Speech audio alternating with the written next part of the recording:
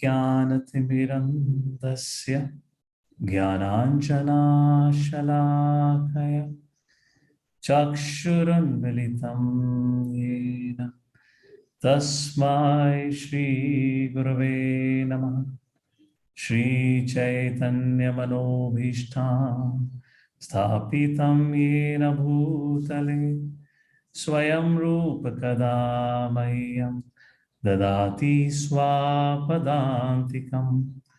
वन्देऽहं श्रीगुरु श्रीयुतापदकमलं श्रीगुरुन् वैष्णवांश्च श्रीरूपं साग्रजातां सहगणा रघुनाथान्वितं तं सजीवं साद्वैतं सावधूतं परिजनासहितं श्रीकृष्णचैतन्यदेवं श्रीराधा कृष्णपादान् सहगणा ललिता श्रीविशाखान्वितांश्च। नमो विष्णुपादाय कृष्णपृष्ठाय भूतले श्रीमते भक्ति वेदांत स्वामिनिति नामिने। नमस्ते सरस्वते देवे गौरवाणी प्रचारिणे निर्विशेष शून्यवादी पाश्चात्य देशतारिणे।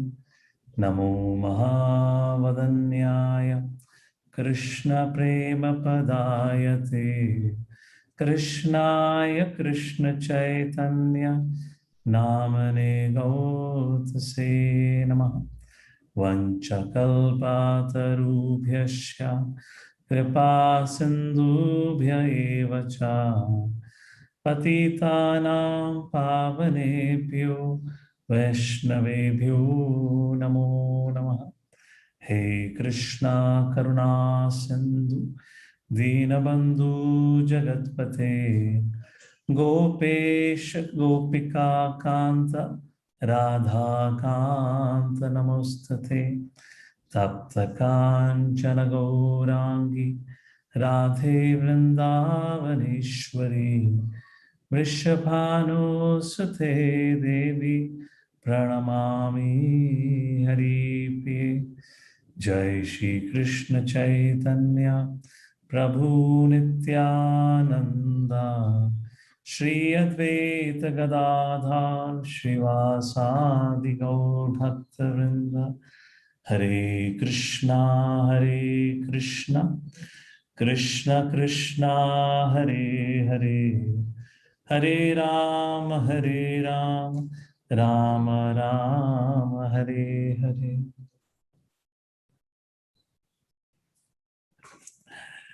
Hare Krishna everyone. So let me share the presentation. We have assembled here today to briefly discuss about what is this Bhakti Shastri course is all about and what was Srila Prabhupada's plan or objective for initiating this program. All right. To begin with, please bear with some of the fonts would be a little not appropriate because I just sometime before kind of created this presentation because it's an online session. So I thought it'll be appropriate if I have a presentation for all of you. And the delay it happened because we were trying to get the font, the right kind of font for, this particular laptop, but looks like in transition didn't work out. Anyways, it is said, Siddhanta bali chitte na kare alas, iya haite Krishna lage sudhat manasa. A sincere student should not neglect the discussion of such conclusions, considering them controversial, for such discussions strengthen the mind, and thus one's mind becomes attached to Shri Krishna. If you take a look at Bhagavad Gita, Lord Shri Krishna at the conclusion of chapter 6, he says, when he has discussed about Karma Yogi, Jnana Yogi, Ashtanga Yogi, and as well as about the path of Bhakti Yoga or Bhakti Yogi. And when he had given describe these different yogis, of course, the question arises, who is the best among all of them? And Lord Shri Krishna gives his conclusion by saying in the 47th verse of chapter 6, Yoginam api sarvesham mad katenantaratmanah Shraddhavan bhajate yomam same yuktatamo matah. Krishna says, one who is engaged in my devotional service is what considered to be a best yogi. Yoginam api sarvesham, he is the best. Mad gatenanta atmanaha, who is engaged in rendering devotional service unto me. How is a very important question. Shraddhavan bhajate yomam. He renders devotional service unto me with faith. Same yuktatam omataha. So Shraddha, faith. How does faith develops? How we can develop our faith in anything? You know, there's so many things that goes on in the world. All of us have our own perspective on life. We all carry our own, what we call as a worldview. And that's the reason there's so much debates, contradictions, all arising from difference in opinions. And that difference in opinion depends on difference in our faith. We have different understandings on life or different subject matter, and that's the reason there's a difference of opinion. So how does faith develops on Lord Shri Krishna? Lord Shri Krishna explains that right in the next verse. In fact, the next chapter, chapter 7, the very first verse, Lord Shri Krishna says, Arjuna tat shrunu. 7th chapter to 12th chapter forms a part of the middle section of Bhagavad Gita, which is often called as Bhakti Yoga section. And primarily here, Lord Shri Krishna is speaking and Arjuna is hearing. Once or twice, Arjuna asked a question that is in the 8th chapter and then later on in the 9th chapter, like that. But also it was questioned in relation to service to Lord Shri Krishna. So here Lord Shri Krishna explains in the 7th chapter, first verse, Tashrunu Arjuna, if you want to have faith, you have to hear.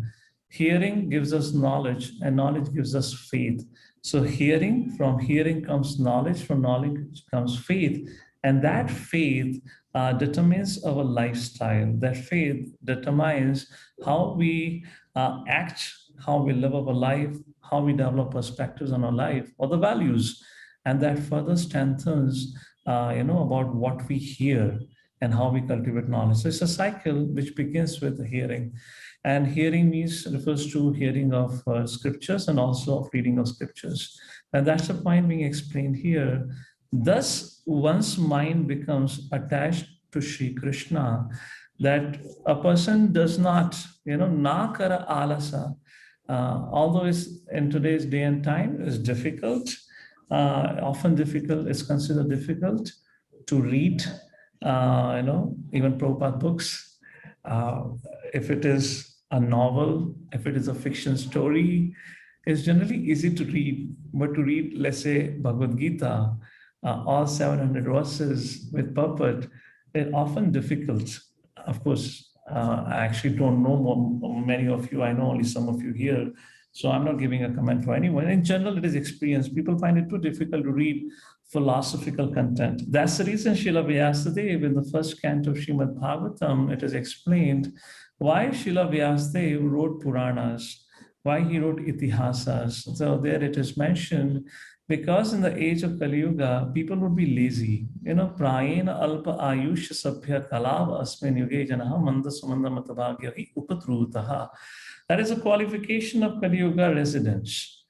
It's not a qualification, it's actually a disqualification. Their ayu would be short. Prayena alpa ayush sabhya kalava asmin yuge jana manda. Manda, they'll be, less intelligent. You can also call lazy. Amanda sumanda matabhagyo, they'll be unfortunate. Upadrutaha, very easily agitated. Will always be disturbed. On very, very small trivial issues, they'll get agitated and disturbed. And we all would have an experience. We really cannot study a subject matter or understand or grasp a subject matter unless our mind is focused. Yes or no? If our mind is disturbed and agitated, it is so often or commonly seen, even during the classes. And actually, it's interesting. Now I'm doing a presentation. Actually, I don't know who all are there also. It's quite a lot. It is seen when class is going on. And, the people seem to be looking at you, the audience seem to be looking at you. However, their mind is somewhere else.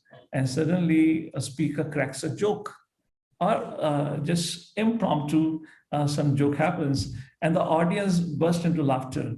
And those who are totally distracted, they wake up from their sleep and they look here and they, oh, what happened? What happened? Something happened interesting. So, I mean, I believe you might have experienced once in a while. So I wish to congratulate you for choosing and opting out for this online program, which is not easy, but I wish to also give you an advisory. Please add it to your schedule in such a way that you're fresh, wide awake. Otherwise, to study in an online forum is not going to be easy. That's the reason ISKCON Board of Examination have made a policy that all online students who are going to attend online program, they have to compulsory keep their camera on. Why? So our host, Harinam Krishna Prabhu, Nitai Pran Prabhu, Mother Medhavani can keep an eye on you to make sure you are wide awake and listening, not sleeping or dozing off. Okay, that's not my policy. This is what ISKCON Board of Examination sanctioned by GBC body, so that, Praena alpa ayushya sabhya kalava asmin yuge janha manda sumanda madhabhagya upadutaha. So we don't become a victim of the Kali Yuga influence. And that's the background about it. Okay. I lost the presentation. Please bear with me. I'm using this laptop for the first time and really having some difficulty using it. Okay, it starts. Yeah. So that's what we were talking about it. So I was making a point that how Srila Vyasadeva actually compiled Mahabharata text like this. So yes, let me ask this question to all of you. I don't know, because today I'm operating it, how you all going to respond. How often, do you agree, let's say it this way, that it's easy to read storybooks than to read philosophy?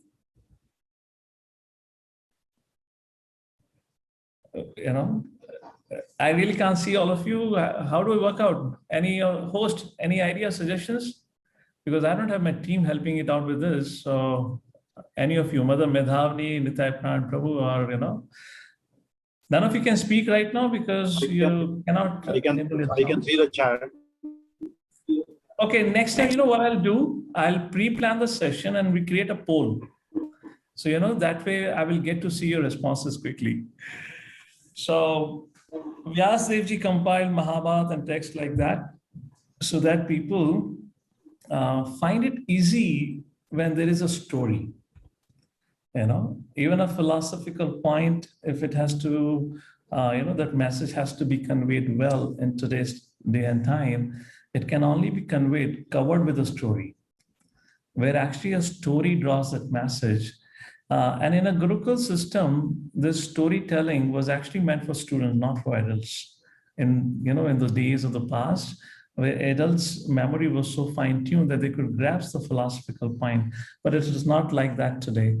And that is a point is being described in this particular verse that we just quoted here for all of you. Moving forward in the discussion.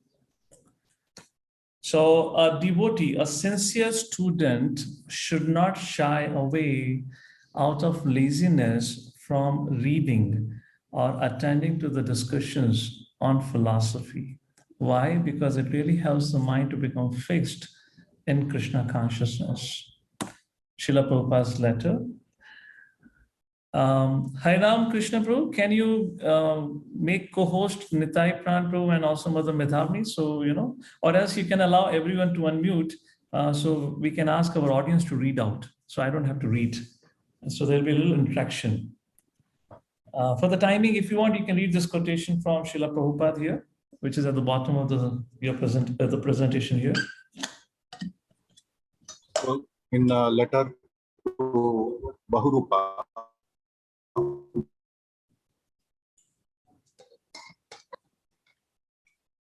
somehow you're not audible well to me. Okay, I'll read out this one, and then maybe you can change the setting. Prabhupada's right. In my books, the philosophy of Krishna consciousness is explained fully. So if there's anything which you do not understand, then you simply have to read again and again.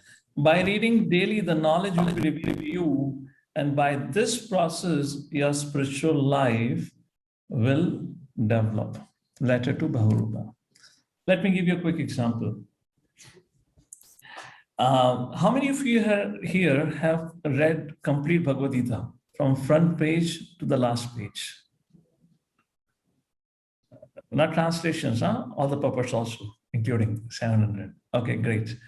How many of you have found in your reading of Bhagavad Gita, I'm just quoting Bhagavad Gita, okay? We can take the same thing for any of Prabhupada's writing, that Prabhupada gives a conclusion which is not even yet spoken by Lord Shri Krishna. Lord Shri Krishna is building upon a theme and he says, Arjuna, all right, so I'm going to tell you different paths by which you can attain to the perfection of life. For example, when he talks about Sat Chakra Yoga, and then he goes on to the subject matter of Bhakti Yoga, and these are all almost 10 shlokas, and Prabhupada even doesn't wait for the conversation to start on it. He gives the conclusion right in the beginning, saying that Bhakti Yoga is the best. You should not waste your time in any of the Satya Chakra, Ashtanga, Hatha Yoga, Jnana Yoga. It's all waste of time. In Kali Yuga, it is not possible. Surrender to Krishna, and that is a means of it. How many of you have actually noticed this kind of, Prabhupada's? I'll tell you, very interesting. Yesterday, I was giving a Bhagavatam class on this verse, and I kind of made this point. You can mark it as a homework and read it later on. 5th canto, 11th chapter, verse number 4. So often you will see Prabhupada in the purport, Hare Krishna. Often you will see Srila Prabhupada in the purport, he's giving you a conclusion which even Krishna has not yet discussed, isn't it? And in this particular verse, you'll find Prabhupada is not even waiting for the purport to start. He gives the conclusion right in the translation. So those you have been reading Prabhupada books, I would like you to, when you read to this 5th canto, 11th chapter, verse number 4, please read the translation and then read the word-to-word meaning. And you will find the verse actually says, the mind of an individual, if it has been contaminated by Sattvagun, Rajagun, and Tamaguna, then what happens? He engages in performing pious or impious activities. Like that, there's a discussion. And maybe 1 or 2 more points are mentioned around it, and nothing else. But however, Prabhupada gives the conclusion down there. Why Prabhupada would do like this? As some of you raise your hand, that Prabhupada right in the beginning will give the conclusion, which sometimes would happen at the end of the chapter. Any thoughts here? Any quick thoughts anyone would like to share? Why Srila Prabhupada would make a point which has been made by Krishna way later on? And actually, it is at times confusing when you read it. Because what happened when you read a translation, you come to a purport and you have already got an essence and gist. But again, when you go to the next translation, Krishna is speaking of something else, some other subject matter, which Prabhupada had completely skipped off in the previous purport. So any idea why Prabhupada would give the conclusion so quickly, and all conclusions are one, take shelter of the Supreme Personality of Godhead. Hi Ram Krishna Prabhu or Nitai Pran Prabhu, I'll make you co-host also. Please help me with managing this. If somebody is raising their hand, can I answer? Can I answer? Who is speaking? Today, Mumbai. Yeah, go ahead, Prabhu. I couldn't see you, but go ahead. Yeah, the answer is that Prabhupada ji, while giving the purport, was always in a hurry. He used to go beyond the translation because he felt that if I don't write about Bhakti Yoga and suppose the reader stops at this particular stage and thinks, say for example, it is about Ashtanga Yoga, and he thinks, oh no, this is very tough, I should not go beyond it, and he closes the books and keeps away, then there will be difficulty. So Prabhupada is always going beyond the translation and writing about Bhakti Yoga. In most of the purports, he's writing about Bhakti Yoga so that it keeps the reader more informed and more eager to follow Krishna consciousness. Hare Krishna. Okay, thank you so much. I believe that was Raveen Prabhu. Okay, thank you. Anyone else want to share their thought? Our host, you would like to manage and see somebody else will raise their hand. I see. Yeah, I have unmuted. Okay, Deepak Prabhu. Yes, Deepak Prabhu, go ahead. You're muted, unmute please. Yeah, am I audible? Yes, very well. Hare Krishna, Prabhu. Hare Krishna. You have very rightly pointed out that Prabhupada, he comes on to the conclusion, or maybe what is going to be told in the following verses. What I understand is that probably the very reason is that at times person who is reading, let us say Bhagavad Gita, he would try to conclude in a way. For example, rightly quoted chapter 6. So if I read only the translation, I would realize that, okay, one has to go out and he has to, in a forest, and he has to lay down this kusha grass and all that. But if I read the complete purport, then I'll figure out, okay, this is just the foundation building and Bhakti Yoga is going to be the best. So my mind should not get diverted, and the core message which is there, that should not be lost. So just to align that core message is intact, I think he's building it up in between. Thank you. I'm looking for something more specific. It's correct indeed, no doubt. Thank you so much. Who would like to go next? Let's take a few more inputs. Hare Krishna, maybe Prabhuji. Anshul Prabhu. Yes, Prabhuji. Hare Krishna, Prabhuji, Dandavat Pranam. So, Can you Prabhuji, add it to the screen? His video is not on, Prabhu, actually. Oh, okay. yeah, Yes, there was a Anshul. little constraint with the bandwidth, Prabhu. Sorry. Yeah, Prabhu. So, I feel that probably the reason why Prabhupada is doing that is to kind of set the framework, or set the orientation or foundation based on which the subsequent verses are to be interpreted. So, like Prabhuji just mentioned. So, while we are discussing about the different yogas, Prabhupada is clearly mentioning upfront that Bhakti Yoga is the best, so that while the reader is just reading about, say, about the Ashtanga Yoga or any other yoga, he's clear in mind that, okay, this could be one of the rung of the ladder, but it's not the final ultimate destination. So probably to read it with that orientation.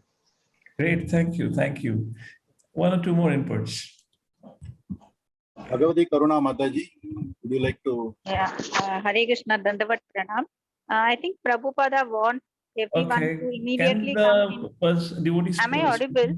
Yes, very well. Yeah. Just would like to see who is speaking also. Yes, Mataji. Yes, I think Prabhupada wants all the devotees to immediately come to the path of devotional service instead of going to Ashtanga yoga or Jnana yoga or any other method of yoga. So since devotional service is very easy and can be easily followed by all the people, he wants us to come to that path immediately. Correct. I'll tell you one. Thank you so much. I'll give you a little bit of more, and then I'll take more inputs. If you read the commentaries of our acharyas, for example, the 5th canto, 11th chapter, verse number 4, for example, let's quote that particular verse, because Prabhupada even brings the conclusion in the translation itself. What about through the purport? You will see, even in that, our previous acharyas stick to what the verse says, and then they elaborate in the purport. So again, I'm trying to ask a question: what makes Prabhupada so eager, to give the conclusion as and when possible, so that point is not missed out at all? What actually it indicates about Prabhupada? That's the point I'm trying to ask here.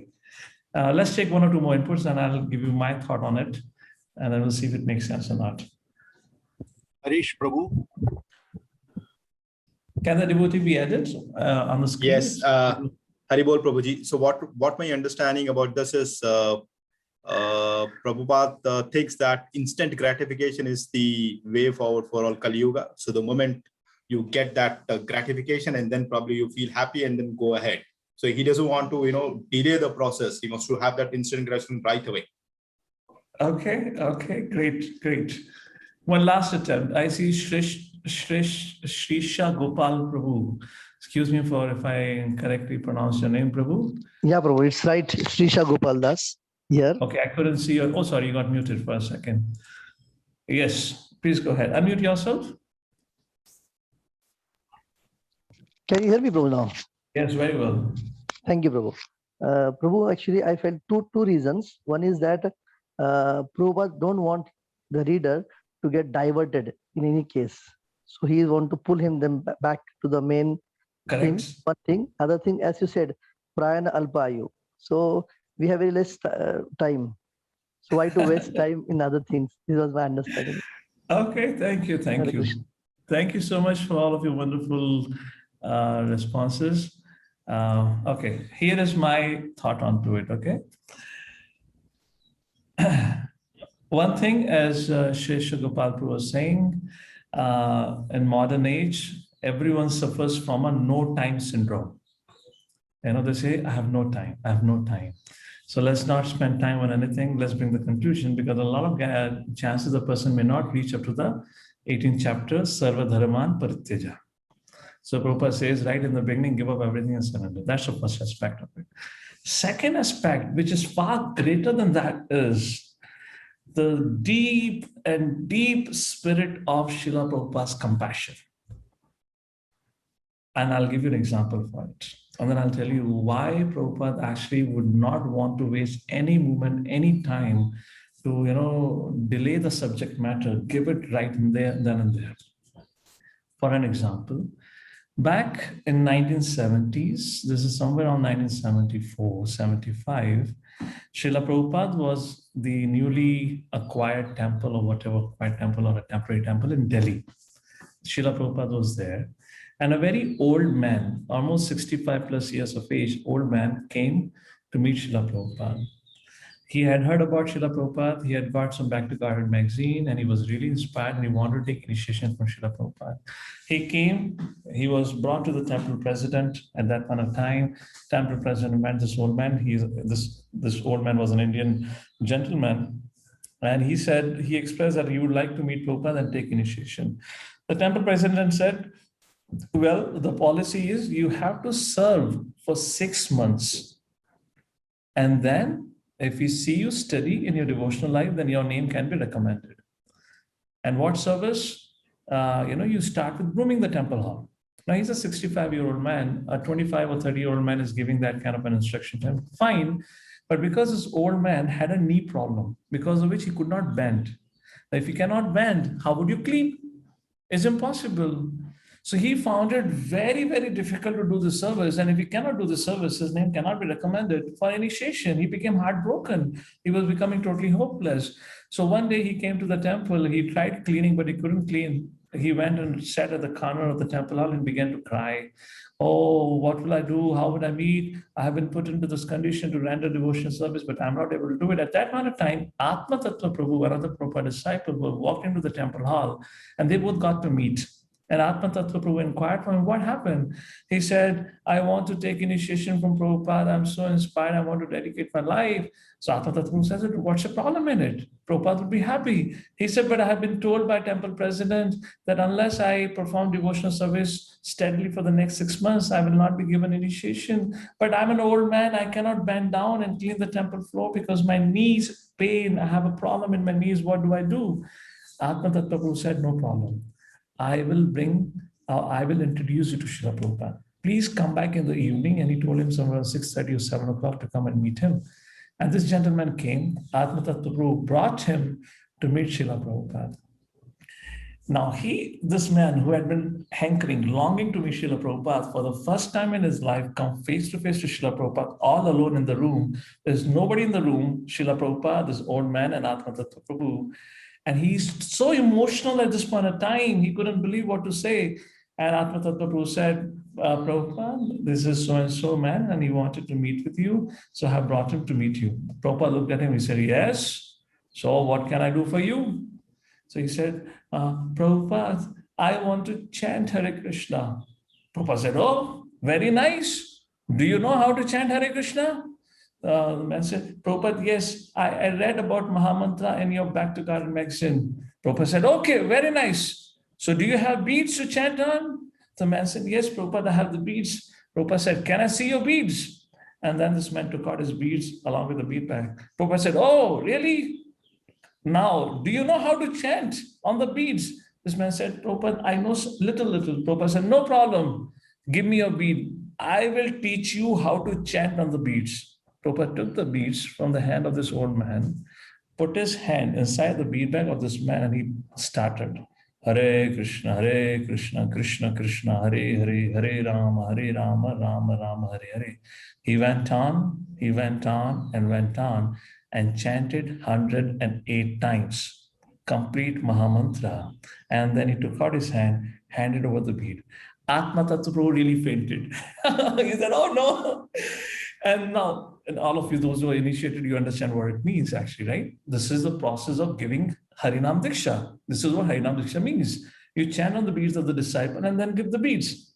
And now Atma Tattva, literally his eyes are filled with tears. See, nobody had told Srila Prabhupada about this thing, that he wants initiation from you. Nothing of that conversation happened. And the old man doesn't know what exactly happened. He was just in bliss that Prabhupada chanted on my beads. He took the beads, he offered his respect, he came out, and Atma Tattva was bubbling with excitement. Hey, you know what happened? And the man said, what happened? You've been initiated. You have been initiated by Srila Prabhupada right now, right at this point of time. And this man could not believe it happened. And later on, after a few days, the fire yajna was performed, and then Atma Tattva left. After 1 month, Atma Tattva came back to Delhi. And then he went to that family where this man lived, to the family to inquire, because from the last 2 weeks, this man had not come to the temple. And when he went to the house where this man lived, to his surprise of Atma Tattva, he found that this devotee passed away 10 days before, which means just after 3 or 3.5 weeks of meeting with Prabhupada and getting the initiated beads like that. So he asked from the family members, how did he pass away? What were the circumstances? So family members said that something really strange happened to him in the last 1 month, that he would not leave his beads. And they said when this man died, he was holding his beads so tightly that after he died also, we had to really put, our effort to take off his fingers out of the beads and take the beads out of his hand. All the time he chanted Hare Krishna, and when he died, right in front of his face, there was a photo of Srila Prabhupada which he had placed, and like that he passed away. Srila Prabhupada ki. And that is the point of Srila Prabhupada's compassion, where Prabhupada just would not want people to get distracted at all. Let a person get the message again, Prayana Alpa Ayush Sabhya, because we all are Kali Yuga residents, we all are prone to these situations. Not to get distracted, as many of you said, is indeed the correct point. But it is Srila Prabhupada's deep spirit of compassion, actually. If it was not for that, see, you can only preach, you can truly preach only when you're situated on the platform of compassion, not passion. Those who preach on the platform of passion, they cause chaos. They don't construct, they deconstruct. They cause, destruction. And those who preach on the platform of compassion, that is where the community building, that's where, you create a community, you transform the hearts of people. And that is what Srila Prabhupada teaches us from his life. And that was a message on this regard. Is all making sense? Does it make sense? That was Srila Prabhupada's compassion, actually. And that is what drives Prabhupada.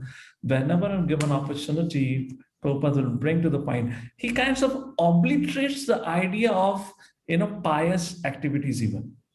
Prabhupada says, there is a book called Quest for Enlightenment. There he writes an article where Prabhupada talks about Karmatmakam Buddhi. Again, I spoke about this point yesterday in Bhagavatam class. And Prabhupada says there that as a devotee, we got nothing to do with pious and impious activity. We got nothing to do with pious and impious activity, because both of that binds a person to take birth in the material world, because a spiritualist or a devotee of the Lord, he wants to go back to Godhead. Therefore, he got nothing to do with pious and impious activity.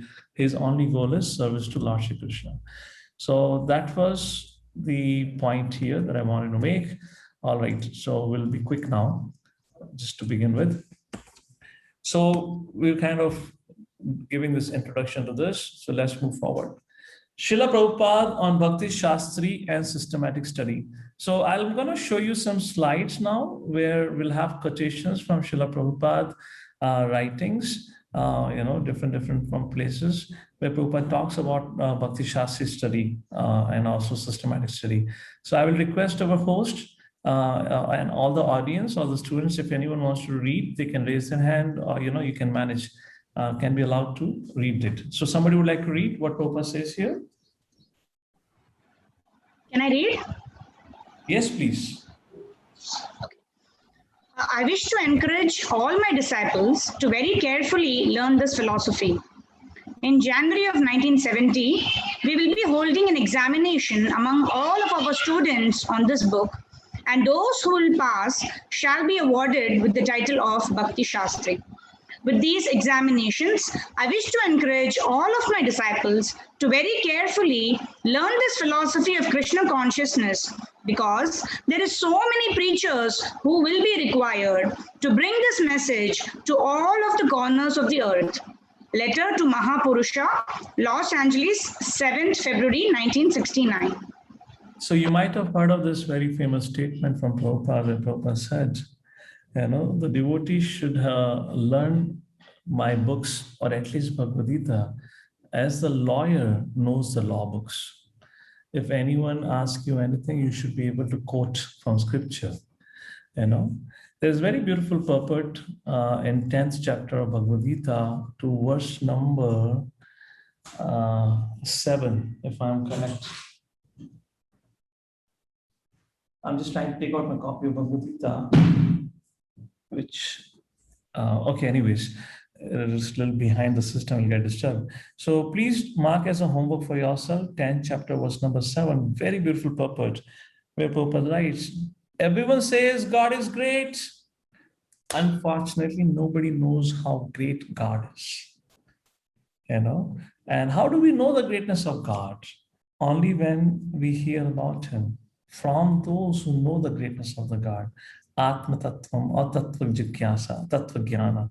Like 4.34, Tadvidi Pranipatena Pariprashnena Sevya Upadeshate Jnanam Jnaninas Tattva Darshina. Only when we hear from Tattva Darshina, only then we can know how great is God. And when we know great is God, then naturally we become humble. We naturally accept. And that is the whole objective of the 10th chapter of Bhagavad Gita, followed up by the 11th chapter, to actually cultivate the spirit of awe and reverence towards the Supreme Lord, and to destroy our competitive spirit, the spirit of envy that we have towards the Supreme Lord, where we once for all understand that Jiva is a Jiva, can never be Supreme Lord, and Supreme Lord is always Supreme Lord. And that's where in 10th and 11th chapter, in 10th, the opulences are being described, and 11th, opulences are being shown of Bhagavad Gita like that. So that's a point we made here. We should know Prabhupada texts, Prabhupada books, particularly some important scriptures, which are part of this Bhakti Shastri course very well, so that we can defend and we can actually educate others also on the subject matter. Moving forward, next quotation, Srila Prabhupada. Anyone else would like to read? Please go ahead. Harish Prabhu, please unmute and read. Become all good preachers, and that depends on studying the books nicely. I'm very pleased that you are inclined to read and study our books with seriousness. Thank you very much. So continue it wholeheartedly. We want good preachers also. Preaching shouldn't depend on me only. My disciples should become all good preachers. And that depends on studying the books nicely so that you can arrive at the right conclusions. Letter to Hridayananda, Los Angeles, 5th of July, 1971. Again, a very important point here. Now, when we read Prabhupada books systematically, what is the point mentioned here? I am very pleased that you are inclined to read and study up the scriptures. So another objective of our reading and studying scriptures, particularly Srila Prabhupada's books, because it pleases Srila Prabhupada. And other aspect mentioned here is, and when we read nicely, when we hear it nicely, then we can share the message with others nicely. Just like in 18th chapter of Bhagavad Gita, I'm just trying to pull out that particular verse.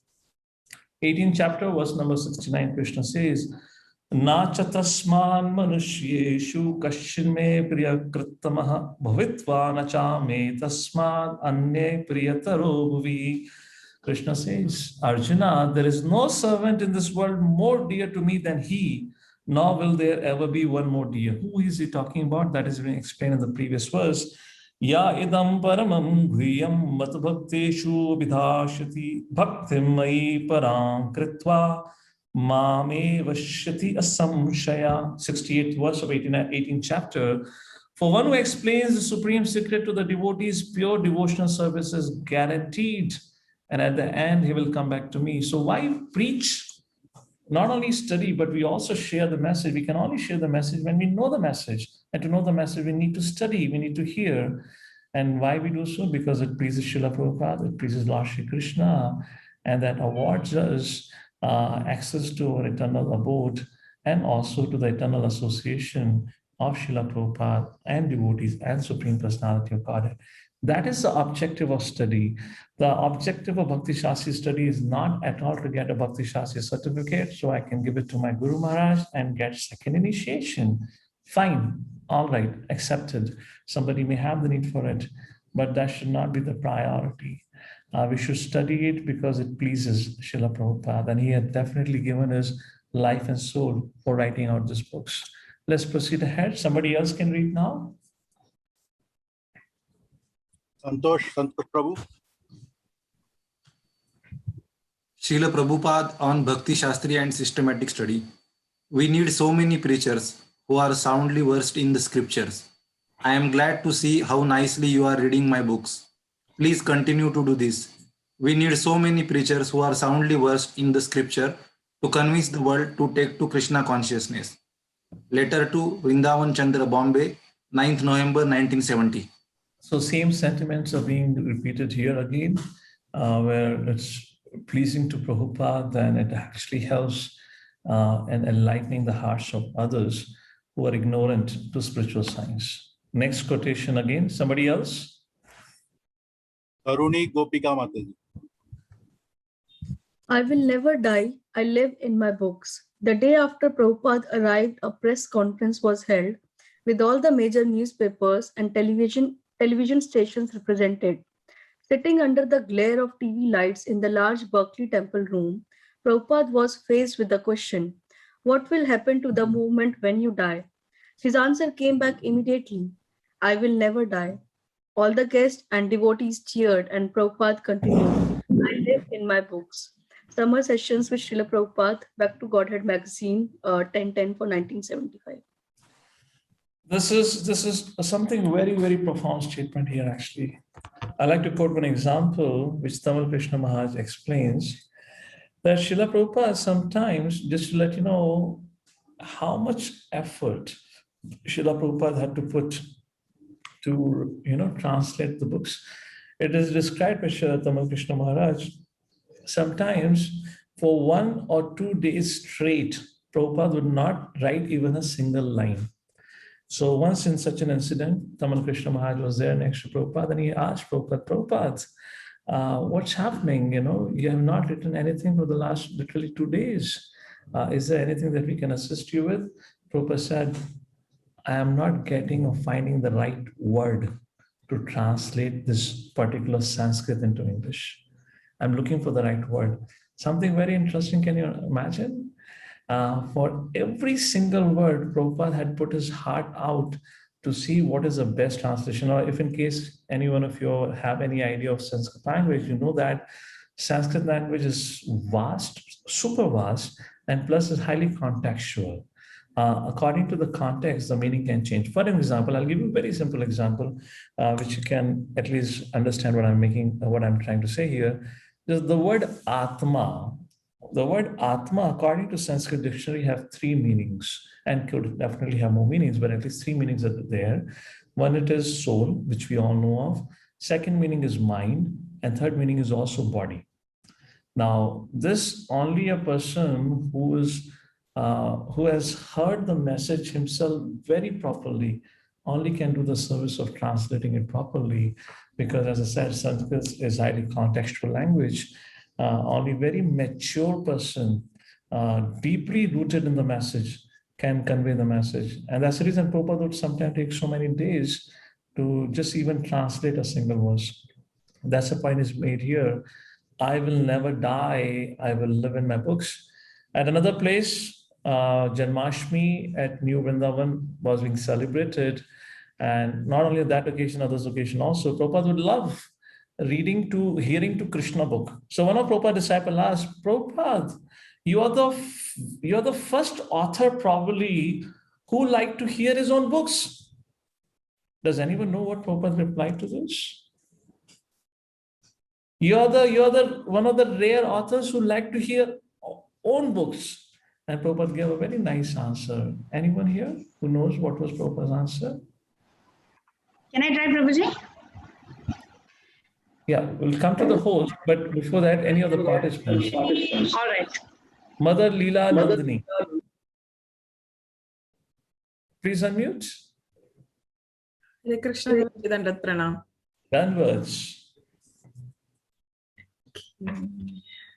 I don't know, was it your hand raised for this question? I mean, No. I raised to read. Okay. Sorry for that. Okay. Anyone else? Maybe Priya Mataji is saying something. She has written in the chat. So okay, go ahead. If somebody can read the chat, otherwise. Mataji, can you unmute yourself?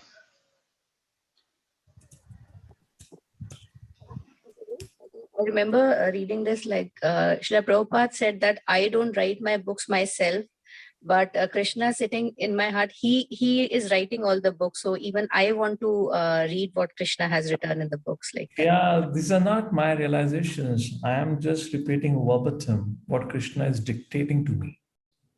It is Krishna who dictates to me and I write. Any one of you here is a writer, writes an article once in a while? Okay, let's put it simple. I am pretty sure all of you write emails, isn't it? How many times while writing an email, you press the delete button and then you redo it? How many of you do that? Now imagine just to write a simple, I would say casual conversation. Even that time we have to make so much changes. Think about you're writing a book which would be read for the next 10,000 years. What a huge, tremendous task. What a huge and tremendous task. And how Prabhupada did it. So it's not an ordinary thing. Let's go back to our presentation and continue from there. A few more slides talking about this subject. Okay, someone else now? Leela Mataji. Hare Krishna. I want that all of my spiritual sons and daughters inherit this title of Bhakti Vedanta. One who will pass this examination will be awarded with the title of Bhakti Vedanta.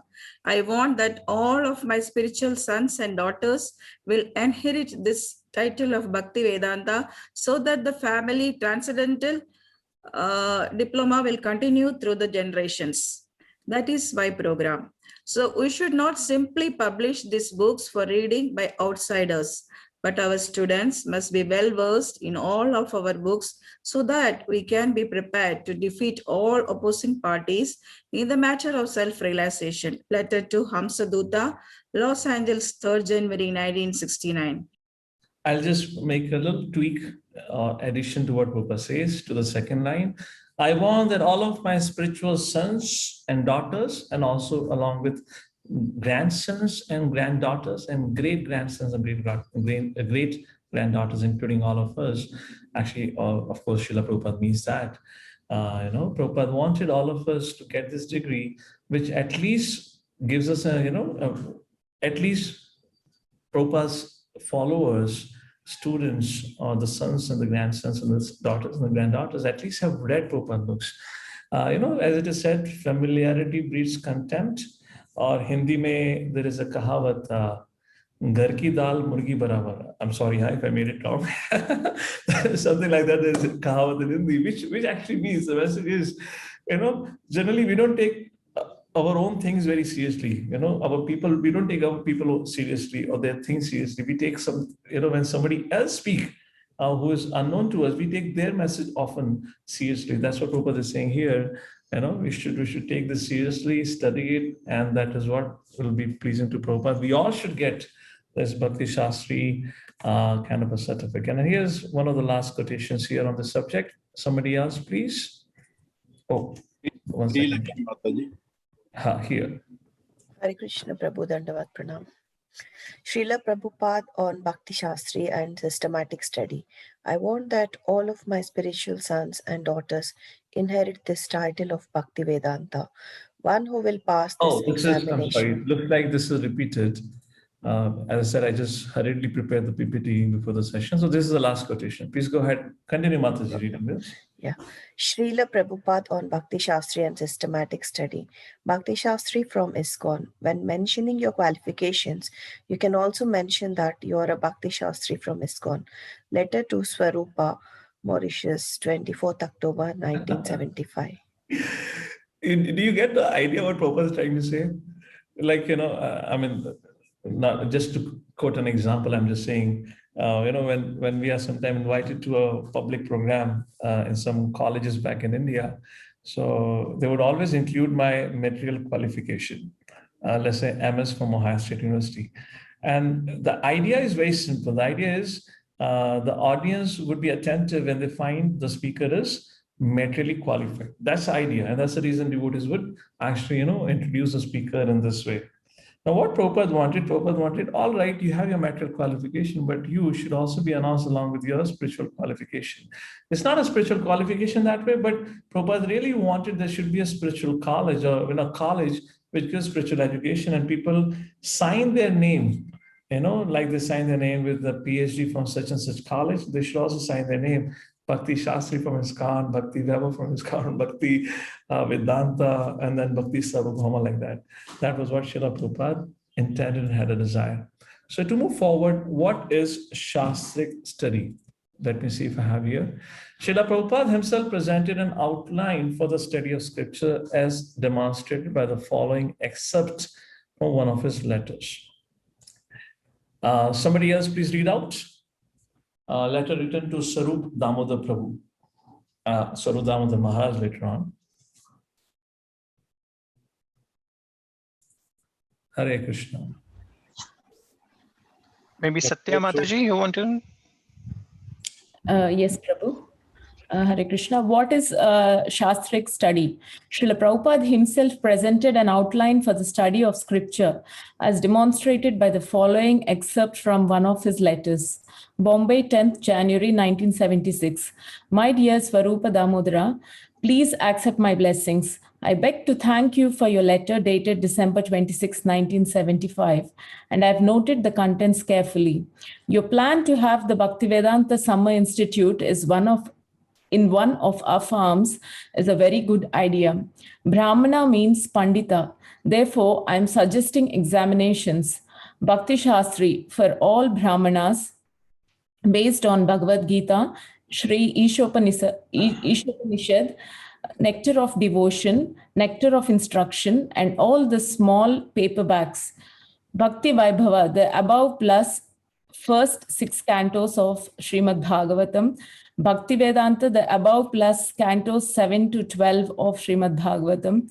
Bhakti Sarvabhauma, the above plus Chaitanya Charitamrita. These titles can correspond to entrance, BA, MA, PhD. So just consider how to organize this institute. At Mayapur, we shall finalize everything. Hoping this meets you well. Your ever well-wisher, A.C. Bhaktivedanta Swami. So this is the plan laid out by Srila Prabhupada, and this is how it looks like today. So there are 4 programs beginning with Bhakti Shastri, as Prabhupada wrote in a letter, which covers these 4 books that we're going to discuss in around 2 years of time. Bhagavad Gita, Nectar of Devotion, Bhakti Rasamrita Sindhu, the original name. Shri Isopanisad, which is a part of Yajurveda. There are 18 shlokas which we're going to discuss. And then there is, Nectar of Devotion is Nectar of Instruction. There's a typo mistake. And Nectar of Instruction, that is Upadesha Mrit. These are the 4 books will be covered in Bhakti Shastri. According to our schedule that we have decided, it will take around 2 years of time, maybe a little lesser than that. After this comes Bhakti Vaibhav, which covers the first 6 cantos of Srimad Bhagavatam, followed up by Bhakti Vedanta from canto 7 to canto 12. And then there is Bhakti Sarvabhauma, which covers the entire text of Chaitanya Charitamrita. And what was the aim for this? I'll read out the aim for these. To nurture the evolution of a Brahminical Krishna conscious leadership whose members are expert in the study and assimilation of Shastric knowledge and are proficient in its application in their own lives, in helping others, and in perpetuating the mission of Srila Prabhupada. So coming to the next part of our discussion, why are Srila Prabhupada's books important and special? So I'm quoting from this text number of chapter 7, text number 1. I will read out because here the Sanskrit words have got jumbled up because of not having the font on this computer. So I'll read it out. Prabhupada writes, concentration of the mind upon Krishna, the Supreme, is made possible by prescribed devotional service in 9 different forms, of which Shravanam is the foremost. The Lord therefore says to Arjuna, Tat Shrunu, hear from me.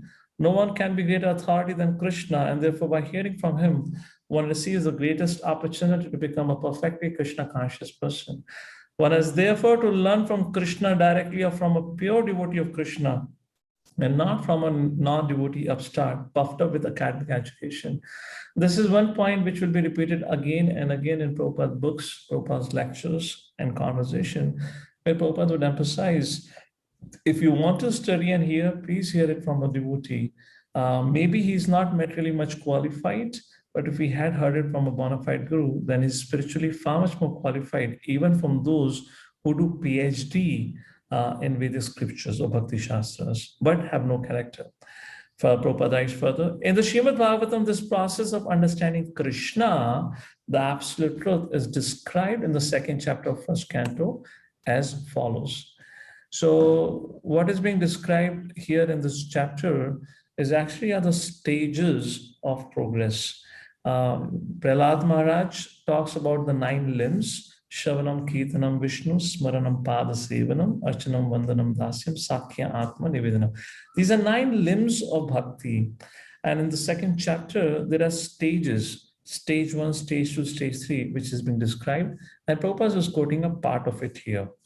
Shanvatam Sakatha Krishna Punya Shravana Kirtana Hridyantosti Bhadrani Vidnoti Surat Satam Nashtprayesha Bhadreshu Nityam Bhagavata Sevaya Bhagavati Uttama Shloke Bhakti Bhavati Nashtaki Tadarajastamo Bhava Kama Lobha Dayaschaye Cheta Itirna Vittham Sitam Satve Prasidati Evam Prasanna Manaso Bhagavata Bhakti Yogataha Bhagavat Tattva Vijnanam Mukta Sangasya Jayate.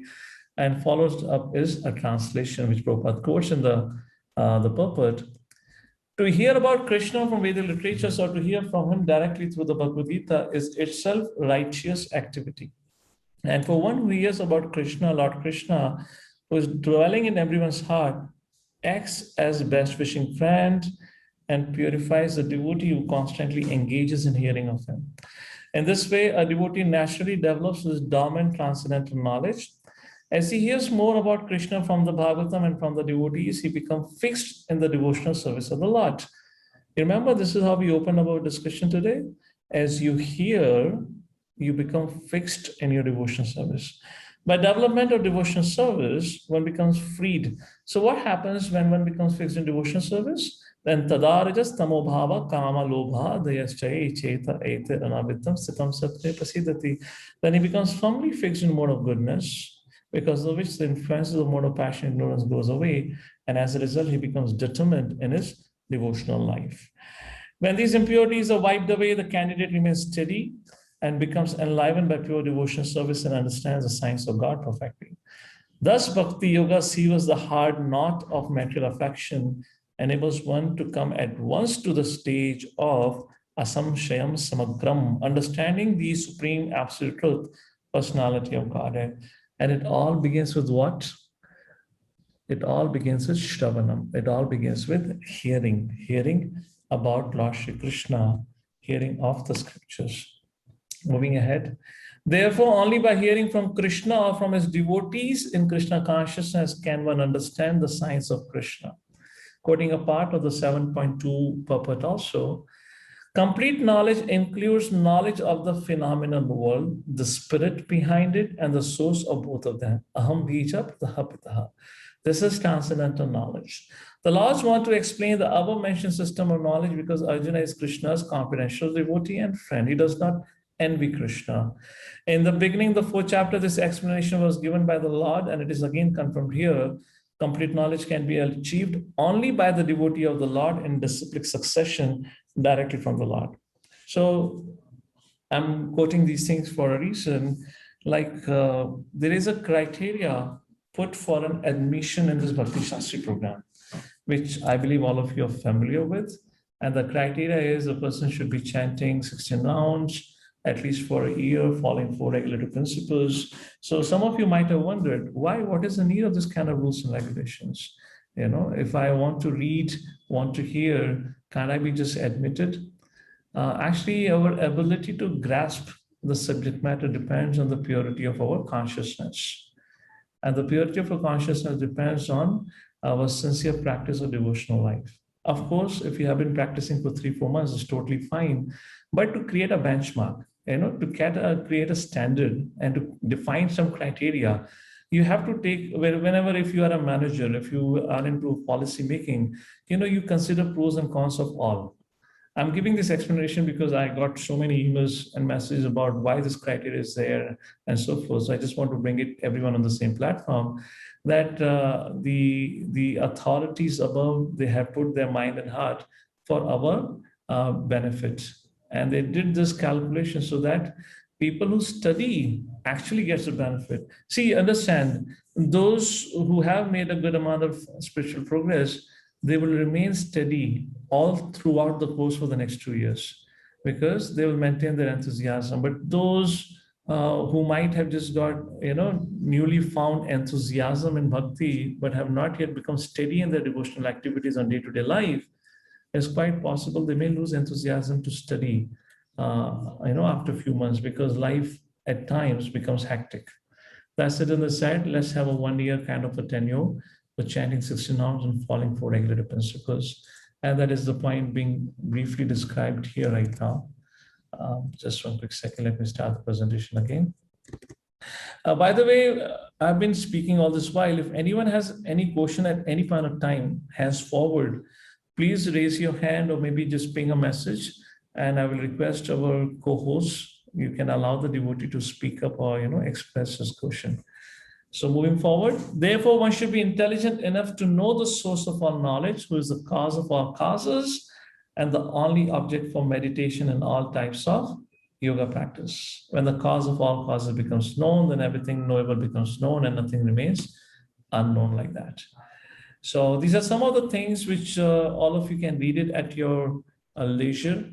All these things, content will upload on the student portal on the website, and there you can find it, all this further quotation which you can read. So what is the importance of reading Srila Prabhupada's book? Here precisely is described actually how Vedic scriptures are factual science, and how Srila Vyasa, they've compiled it all. How he wrote Upanishads, then Itihasa, Puranas, and then there is what I call as Vedanta Sutras, 555 Vedanta Sutras, and all those things have been described, how those kind of a division happen. Ultimately, the conclusion is the Vedanta Sutra, which is said to be essence of all the Upanishads, the purport, the commentary, the natural commentary on Vedanta Sutra is Srimad Bhagavatam. And that is what is being described precisely here in this particular, the message that we have here. So this is some, we're gonna work on it, preparation stage. We're gonna work on it from the next week, where I'll give you some tips on how do we read, how do we make notes while reading Prabhupada books. So our recollection and retention power is high. But just to read out some of the things. Can anyone like to read out these points that we have up on the screen, one by one? Somebody please go ahead. We can't understand Krishna without rapt attention. So we can't understand Krishna without rapt attention. What it means, as I said right in the beginning, in the modern day, people are too distracted. And one of the cause of distraction is impure life, impure living. And that is again, as one of the criteria, the person should be following 4 regulative principles for a certain amount of time. So the purity of consciousness has been developed. And to that degree, the person can remain attentive to spiritual subject matters. Just a side note, I'll come back to it to just give you an example of it. We give classes by the order of our seniors and spiritual master. So quite a few times I have experienced, not on the online forum, but in a public program when we have and people could come before COVID time. As soon as you begin a class, sometimes people would go off to sleep or they will doze off. That's understandable. Sometimes people find it difficult. Most astonishing is when people fall asleep when there is kirtan going on. I remember we do this monthly kirtan festival here.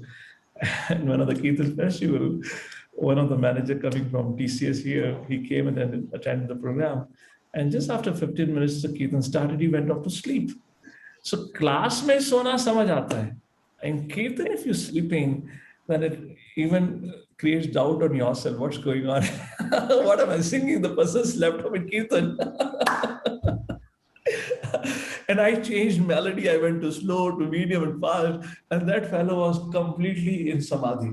So I could not hold on to it. I said, I need to go and confront this guy and ask, why was he sleeping? So at the end of the whole kirtan program, I went and asked him. I said, I knew that person. He was coming for a while. I said, what happened? You slept off in kirtan. You broke all the records ever made in the history of ISKCON. People slept at all the places, but I never saw somebody sleeping in kirtan. Then he said, Prabhu, whenever I hear your voice, I feel so nice. I get naturally sleepy. I said, okay. I said, if that's the case, I'll record my sound and give it to you. You can hear it like a lori before going out to sleep in the night. So the point I was trying to make here is, we can't understand Krishna without rapt attention. The point mentioned here in this context is the purity. And I was just giving you a little side example around that.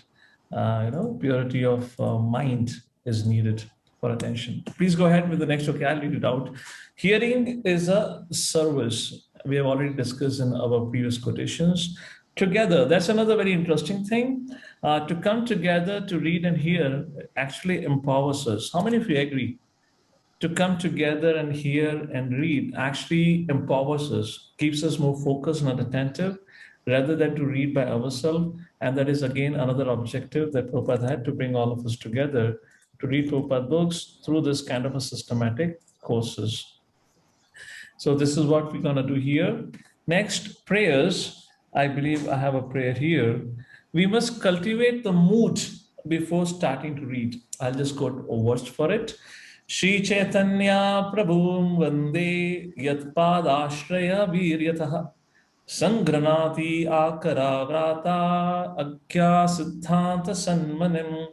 This is CC Adi Leela, 3rd chapter, verse number 1. I offer my respectful obeisances to Shri Chaitanya Mahaprabhu. By the potency of the shelter of his lotus feet, even a fool can collect the valuable jewels of conclusive truth from the minds of the revealed scriptures. The mood of humility is being described here. We should have the mood of seeking shelter, and so that we can understand the subject matter. And when we are into this state, then actually we can understand the subject matter that we are about to discuss. Now, how to study, I will not discuss now, or maybe I'll just give you one quick example, but we'll elaborate this in the next session when we start with our Isopanisad study. And there we'll do that for at least for 1 or 2 verses. I'll help you out with this, what it means. So what we have written down here is some of the tips that can actually help us to increase our comprehension and also recollection of Srila Prabhupada books. And how do we going to utilize it? That we'll do it when we actually reading next week. So I'll skip this part. These are some of the concluding points here on the uniqueness of Srila Prabhupada books. If anyone would like to volunteer to read, please read out. and then we'll open the forum for question answer with some more announcements to make. Hare Krishna, Project. Yes, who is reading? Shubham Prabhu can read. Thank you, Project. Uniqueness of Srila Prabhupada books. First, it is as it is. Second, it gives essence of all scriptures in compact form. Third, it is in understandable language for everyone. Fourth, it is very practically applicable in today's modern way of life. Fifth, simply by reading it, one's heart gets purified. Sixth, these books are written by pure devotee Srila Prabhupada and are his morning ecstasies. Seventh, each verse has word meaning, translation, purport, corroborated with many scriptural quotes. Eighth, these books are appreciated by many academic scholars, universities, and even in courts. Ninth, American justice recognizes these books as authoritative. 10th, these books have changed lives of millions and crores of people in a very short span of time. 11th, these books have credit of largest publication and distribution of Eastern Oriental philosophy. 12th, it will guide mankind for next 10,000 years. 13th, these books maintain its consistency throughout. 14th, conclusions of whole book is revealed in each page. 15th, it emphasizes teachings of Lord himself who appeared as Chaitanya Mahaprabhu 500 years ago.